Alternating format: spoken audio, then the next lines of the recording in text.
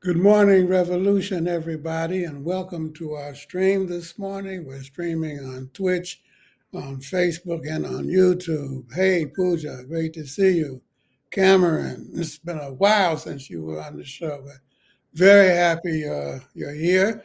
And Eric got on his jacket and black sweater. You're looking good, brother man, comrade. Folks, we are talking about Marxism and the approach of our movement to capitalist lawlessness. And that is exactly what we are dealing with, a very, very lawless situation in this country. That's the period that we have entered with the Trump administration not only ignoring the federal courts, but the Supreme Court and not just on the case of Kilmar Garcia, but on a whole number of different issues, saying, in the opinion of some, that there is in fact, a constitutional crisis taking place, and that pits the Trump administration against the courts.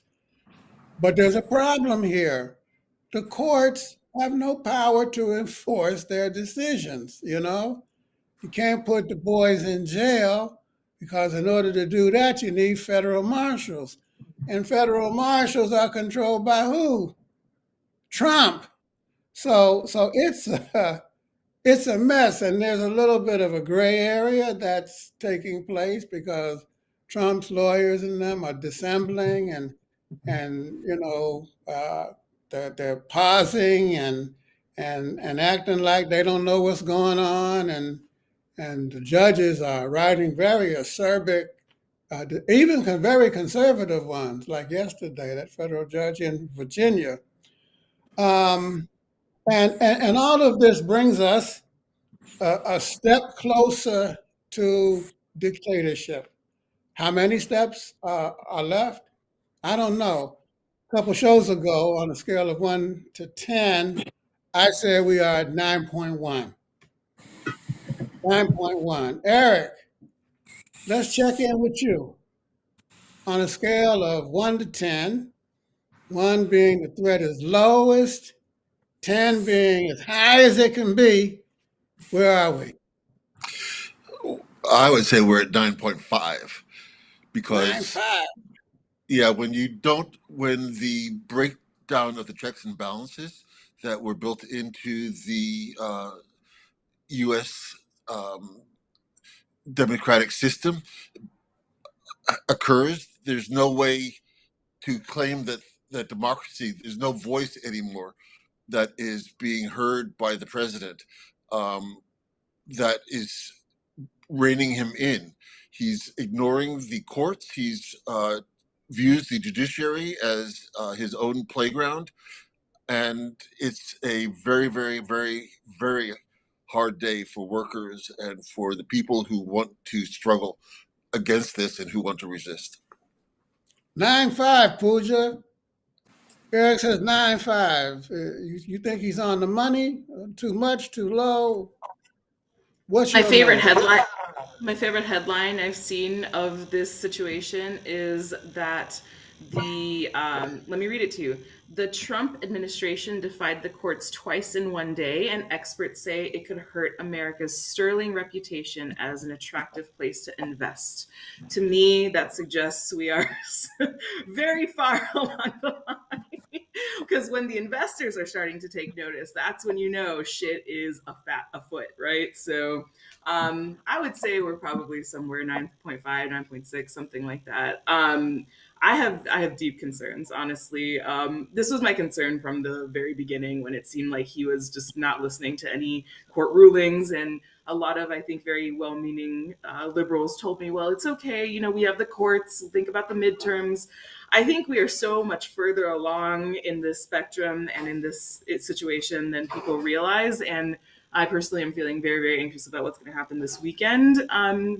There's all these rumors about the Insurrection Act and martial law and all these things. So, yeah, I think we're pretty far along in the process. Pretty far along, pretty far along. And Cameron, it's not just the Bannon and them boys, they were all were going to deconstruct the administrative state, right? But they're doing more than that.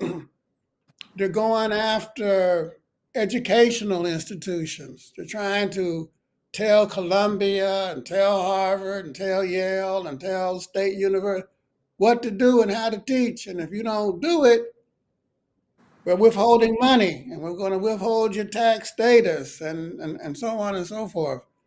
And the other day, Trump threatened Harvard, and Larry Summers, the former president of Harvard, and now he's the president emeritus, said, no, yeah. And the board of trustees at Harvard stood up, and now they've taken a direct stance against Trump and this attempt to not only change the nature of the state, but they're trying to change the nature of the country, ideologically, educationally, politically, culturally. Very, very dangerous. So on a scale 1 to 10, where are we? 9-1, as I said a couple of weeks ago. 9-5, Eric said. Pooja agreed. What's your opinion?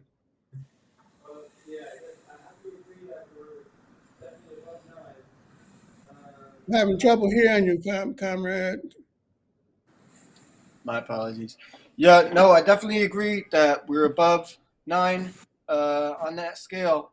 I think it's very important too to remember, though, that there's still space to struggle, and we have to grab that while we have it.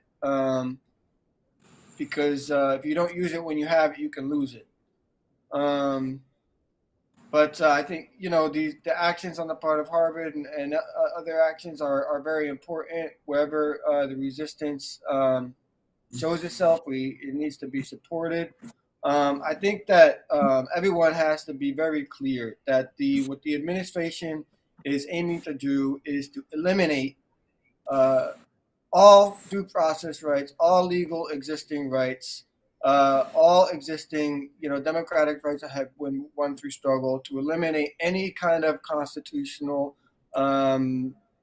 roadblocks, to establish their own direct rule and eliminate all democratic legal structures.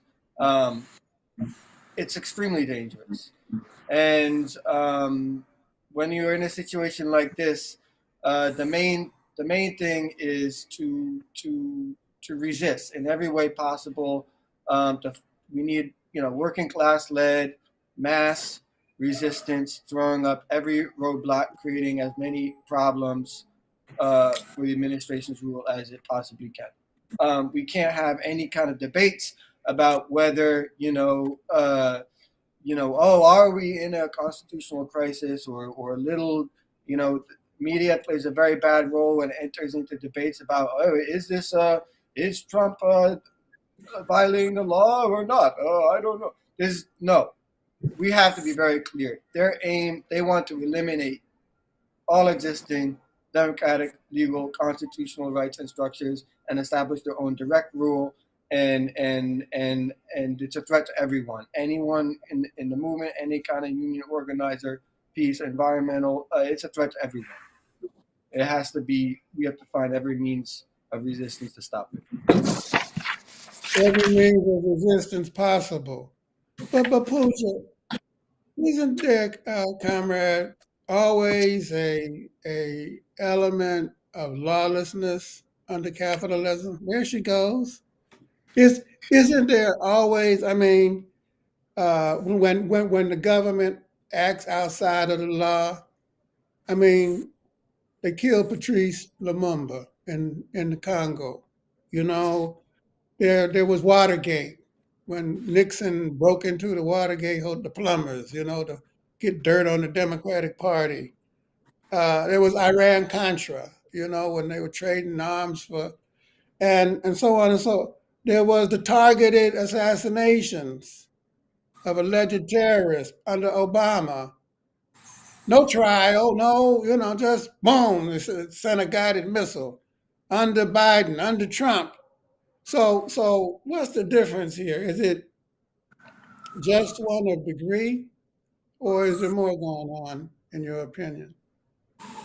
I think there's a saying that capitalism is the breeding ground for fascism, right? So I think I think the system's working exactly as intended, right? There is capitalism itself is lawless. There is no law that dictates you can extract and exploit every resource, including humanity, for the purpose of making profit for the 1%, right? Like that in and of itself is lawless. The system itself has no basis in reality and has no basis in law. So it's not shocking, right, that um, we're now a hop, skip, and a jump from from direct fascist rule, right?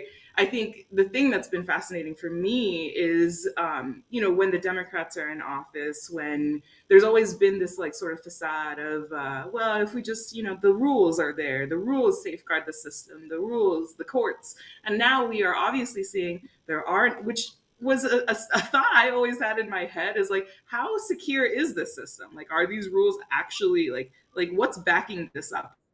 I thought I was right. Nothing is backing this up. So yeah, it's a lawless system. Capitalism is doing exactly what it's intended to do, and I don't think any of us in listening to this call are shocked by where we are in this modern era. So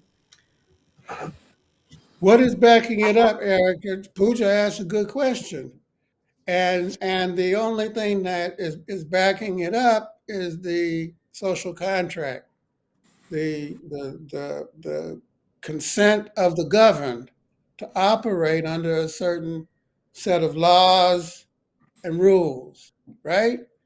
And so is under these circumstances of growing fascist like lawlessness, our position be to fight for what they call a law governed state, in your opinion. Is the issue now to defend the Constitution, Eric? And let's remember, this is the Constitution that declared us three-fifths of a person for tax purposes during the slavery period, three-fifths of a human being that denied women the right to vote, that legalized slavery, now even in prisons, and that had to be amended after the Civil War with the 13th, 14th, and 15th Amendment to the Constitution. What do you think? What I think is that the only thing that backs up justice and equality and the rights of and dignity of humans in this country is people's struggle. Our country's revolutionary history is filled with massive struggles to protect and expand democracy, and those struggles have impacted on the Constitution, which is a living document. It is not something that was created once and has been frozen since that time. There have been successful struggles to expand the rights of working people and oppressed people in as reflected in the democracy that is reflected in the Bill of Rights, including battles to ensure um, elimination of property requirements for voting, outlawing of poll taxes, um, voting rights for women, and it's important, and lowering the voting age, the Voting Rights Act. A lot of the acts that were won in the civil rights movements of the 1950s, 60s, and early 70s, those were wins that were enshrined in law by the by working people and oppressed people and labor. Those are the wins that Trump is focused on destroying, and that includes the wins of the workers around Social Security, Medicare, Medicaid, public education. All these are things that working people fought for. These are wins, and the only way that we can keep those wins and expand on them is to build movements and unity inside of the people of this country to say what Trump is doing is not acceptable, that we will not go back to some kind of autocratic system, that people will not tolerate enslavement of people and rendition of people without any kind of process. And I don't think that rendition to another country should ever be allowed in our legal system, but particularly with no due process. The fiction that El Salvador is a separate country and not under the thumb of Trump is really just a fiction. And we need to remember that it is the level of our struggle that will determine how far Trump can go. It will determine how far Trump will go. Cameron, what do you think? Sounds to me like Eric is arguing that we need to fight to uphold the law. But, the law is a mixed bag. No, there are a lot of unjust laws. And Martin Luther King said that we're not obliged in his letter from the Birmingham jail to uphold and obey unjust laws.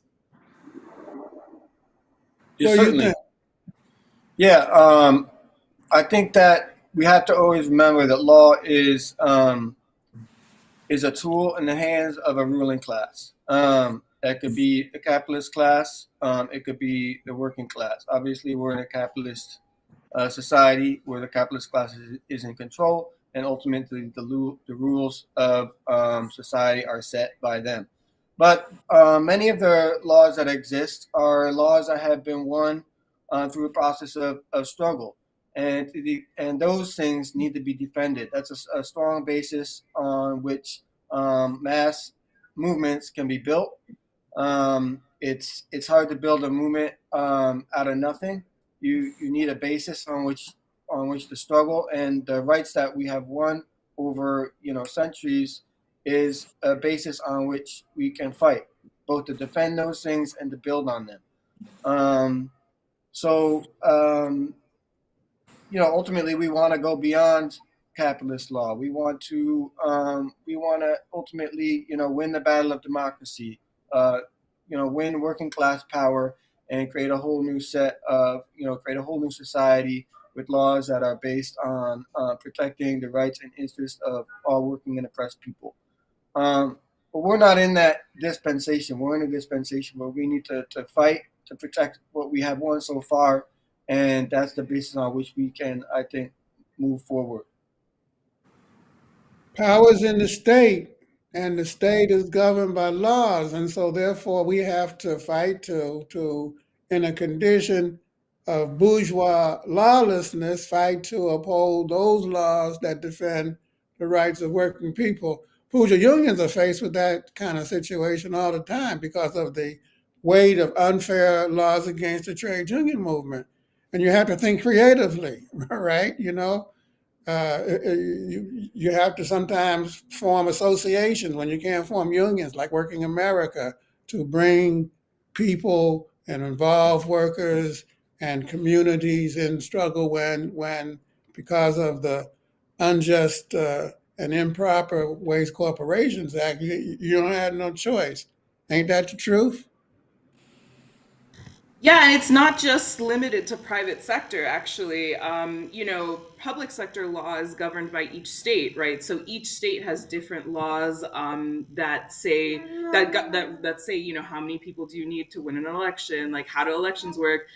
Here in Colorado, we have a law that says, if you can win a union election with 50% plus one, but to have a closed shop, you have to win a second election and win at least 70%, right? So the Democratic billionaire governor here calls it a great state for labor peace between business and workers, right? So yeah, and to be frank, now I'm currently working on a campaign that is a public sector campaign, and so we don't have the NLRB as the governing body. We have the Colorado Department of Labor and Employment, which is the public sector board here. And the law is basically so we're organizing people under this new law called COBCA, which is the collective, which is the county workers' collective bargaining rights. So, like people who work for different counties have the right to organize unions under this. No one's ever organized a giant county under this before. It's a brand new law. So, the way that it's being played out is completely up to the whims of whoever is in the court system, right? So, we declared a unit for this. We declared a unit determination for our unit, and now they're out there saying that actually the unit is not true, even though the CDLE has already ruled on what that unit is. Anyway, so a lot of jargon to say, even when you have a good law in place, it's completely arbitrary, right? Like anyone can sue to make whatever argument that they want. So it is just it's complete. It's the law is so weak to me in my experience as a union organizer. You know, people are always like, well, we could file a ULP, we could do a grievance, and I'm always like, yeah, we can, but like, how does that actually build power for you? The law is not on our side, right? The law is actually there to protect the interests of capital, to protect the interests of the employer, to protect the interests of the government, to protect the interests of the people, of the ruling class, not of us, right? So I, as a union organizer, have never relied on the rule of law, and I always teach people and train people as I organize them. The law is, you know, it is there, and we should think about all the ways that we can use it, but we should not think about it as the way that we actually have power, right? Power is organized people. Power is what is the relationships that we hold with each other. Power is what we do when we come together and say, actually, we're not going to take this anymore. We're going to fight back against it. Law is the thing that kind of keeps us corralled on how we actually utilize power. So I'm always Very like, good. get rid of the law. I heard that. It all depends on what we bring to the table, you know? It all depends on what we. And by the way, speaking of bringing to the table, uh, we got a shout out from the Mahoning Valley. That's my hometown, And Youngstown. Columbus, Ohio, my hometown. Yeah, I heard that. So welcome, welcome, Mahoning Valley. We're so very happy to have you on the show, and everybody else. And when it reaches the working class in the Midwest and Ohio and Michigan and Wisconsin, Indiana, Illinois, you know, Western Pennsylvania, we're talking about something moving. Eric, speaking of creative forms and bringing something to the table. UAW President Sean Fain has called for a general strike in May of 2018. I got two questions in that regard. Can we wait that long, given what we've just been talking about? You say it's 9.5, 9.6? And is it a good idea? And this general strike idea? And if so, why? I'm asking because there's a law of uneven development under capitalism. Lenin talked about it, you know, generally with respect to the capitalist world system, but you can also apply it to a particular country. You got different conditions operating in different industries in different parts of the country. You know what I'm saying? So what's up with that, and what should our attitude be? I'll take the last question first. I think that our attitude should be that we support the organizing efforts of the democratic forces in organized labor, and that their fight and our fight is uh, is aligned. But the first question, I think, is really key, which is, can we wait that long? And I don't think we can wait that long. I think that it's a distant target, and it could be an important target. But we need to be fighting massively right now. We have a window of opportunity, as Cameron mentioned, that we need to take advantage of. We have to enlarge that window of opportunity. We have to fight, because if we don't fight now, there won't be any unions in 2028 to strike. So the question really is, how do we build the broadest coalition of struggle. And that means to look for the common basis that unites the most people. And while I applaud the criticisms and agree with the criticisms of bourgeois democracy and the bourgeois judicial system, which is not, which is truly horrible in terms of mass incarceration, in terms of the way working class and poor people and oppressed people are treated. It is literally a mechanism for control by the ruling class. However, it also gives, and this is the duality of being in a bourgeois democracy, the contradictions that we have to be able to take advantage of. It also gives us tools that we as workers can use. It does not replace organizing. I think that Pooja was absolutely correct that the power comes from the people. It is not in the judicial system, but it is a tool, and that we need to fight for those tools. We need to fight for keeping a basic concept that justice is important in this country. There is a onslaught right now which is saying that justice is what Trump defines it to be. That cannot be accepted. Justice in this country has to be democratically arrived at, and it has to be fought for democratically.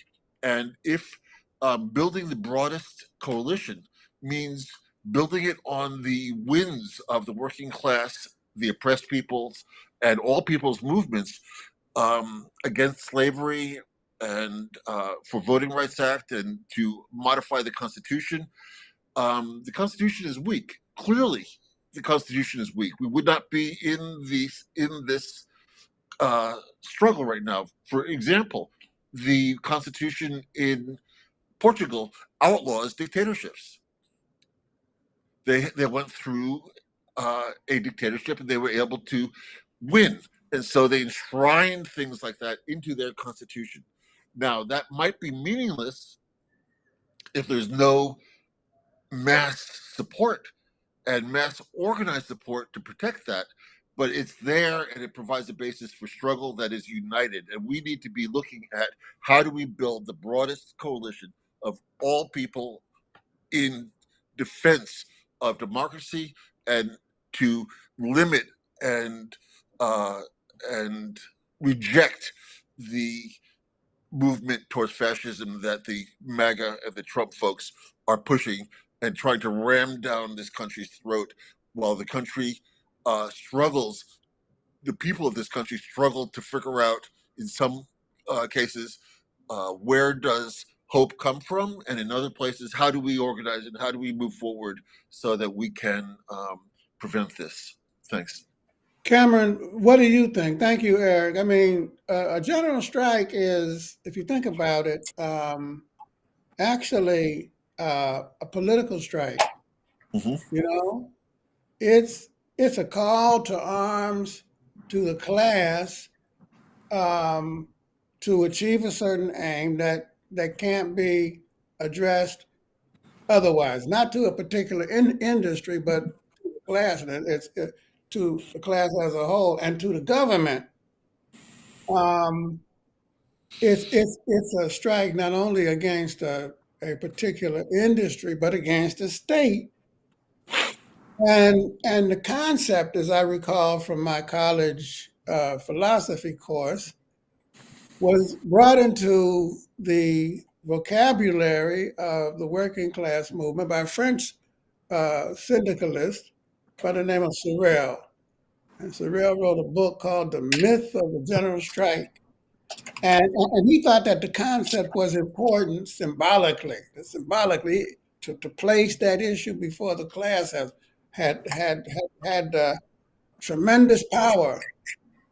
But it's hard to achieve nationally because of this law of uneven development. You know, on the other hand, different things are taking place, different parts of the country, in different industries. You got different labor agreements. On the other hand, it has been an effective tool in certain instances. In Seattle, general strike, right? In South Africa, there was general strike. France, India, a few years ago, tens of, not hundreds of millions of people went on strike in defense of the farmers. Uh, what's your opinion? Should we support that call, or is it unrealistic? And can we wait until 2028? Well, I certainly agree with those who, here who've been saying, we can't wait for 2028. I think, a general strike is not an end in and of itself. It's something that can develop. And certainly, I think uh, maximum unity and organization among the working class is something that we need. The ability for the working class to achieve a level of organization and also ideological development where it's able to stop all production with combined with political demands is certainly we want to reach that level of organization. And so, yeah, I think we should support these efforts to get there. Um, but yeah, I would say a general strike is not an end in and of itself, but certainly, as you're talking about, a political strike is a higher level of reflects a higher level of organization and ideological development among the working class than simply sort of economic struggles taking place in a particular workplace or industry. Good point. Good point. And Pooja, the unions are becoming more and more radicalized, including the craft unions. Now, in Kilmar Garcia's case, I think he's a sheet metal worker, and his union now is taking saying, "Y'all got to let my brother go." That's a really big development, isn't it? Yeah, and it's amazing to watch, political activity and political awareness rising in all industries. And I think there is, I will say, an unfair sort of label that we place on the craft unions, on the trade unions, that they're too right wing and too like blue collar workers cannot be radicalized, they cannot join with the left. But that in and of itself is one of the things that I think really stands in the way of us being able to organize for successful general strike or any strike, right? A big part of what, sorry, my baby is moving my computer around. A big part of, you know, as an organizer, the thing that always stresses me out about strikes is that you have to have a high level of participation for them to be successful. And to organize people into being able to understand how to go on strike and what to do to go on strike and have the resources to go on strike. That's the other thing that makes striking so difficult in this country. Everybody here, unless you're in a union, is an at-will employee, right? So you can be fired and let go for any reason. And everybody in this country is also in a very perilous situation in terms of being paycheck to paycheck. Like one missed paycheck can cause people in this country. So the conditions are ripe politically for us to go on strike, but as is intended, the personal conditions for people they're not ripe. Yeah, so the desire to go on strike might be there, and I think you hear this even from people who would be interested in doing something like this, but they're like, I can't afford to lose my job, I can't afford to not go to work for a day, I can't afford to lose my health insurance, I can't afford to lose my daycare. There's so many barriers standing in the way of the general American population from that keeps them from being able to really stand up for themselves, which is, that's capitalism working in the way that it's meant to work. It's the ruling class gutting our rights and gutting our resources and gutting our what they call our entitlement system. I love hearing Elon Musk talk about the entitlements like he isn't the most entitled person in this country. So I think it's really, really the time is ripe, the feeling is ripe, but I don't know that we are where we need to be in terms of the general ability and our feeling like that we can do it. And you know, the billionaire class has been talking a lot about their plan, the Curtis Yarvin plan, about wanting to balkanize, you know, the United States into these techno feudal states where each billionaire has their own little like chunk of the country that they're in charge of. The irony of this is that actually might make it easier for us to go on strike, general strike, actually, because we have smaller portions of population for us to organize. Anyway, that's a very long-term and negative stance that I'm talking about here. But I think overall, anyone that's ever organized a strike will tell you that it's hella hard and it's really difficult to convince people to do it, and to convince people to go on what is a political strike, a general strike, no protections at all, like, is going to be even harder. So I would like to even think about like what I think something that we as a party and we as the left in general that we should be doing is thinking about how can we create the conditions that allow people to have the ability to go on strike, right? So, you know, when you consider a union strike, you often have people making meals, you have a strike fund, you have health insurance built in from your union. There's a lot of things that unions, the trade union movement can do to help support this. But you know, talking about aligning our union contracts for 2828 is one step, but there's a lot of unions that don't have the right to strike. Public sector unions, for example, often don't have the right to strike. So then how do we create conditions for those workers to be able to join us and things like that is a very important part of the conversation. Lot of preparation is involved. It's not a simple thing, but we're learning the lessons as we engage in this struggle. We're learning the lessons in each particular case, and we're generalizing them. And the class is learning them. And when strikes take place, you draw lessons in a week that otherwise would have taken 5 years, you know, to develop. And so we're generally supportive, but we also have to deal with the subjective factors that are on the ground, as Pooja was saying. Real quick, because we got to wrap this up. Cameron, can we win? Well, 30 seconds, this fight for Kilmar Garcia's return to the United States. Yes or no? Well, I think the answer is always we can win. The question is, can we achieve the level of fight back that's needed to win? The level of unity and so forth. So I would say yes, but we need a much higher level of fight back, much higher level of unity. But the steps being taken, especially, you know, with the building trades stepping in, is very strong, very powerful, and very important. Um, and I was reading, anyway, there was a situation where my sister recently shared with me, there was somebody who was deported 1,800 miles away, and basically the whole town came out and protested at Tom Doman's house, and that person was released. So people can win when the level of fight back is high enough. The people united can never be defeated. That's a really important point. Thank you, Cameron. You have the last word. We have a mailbag question. What is it?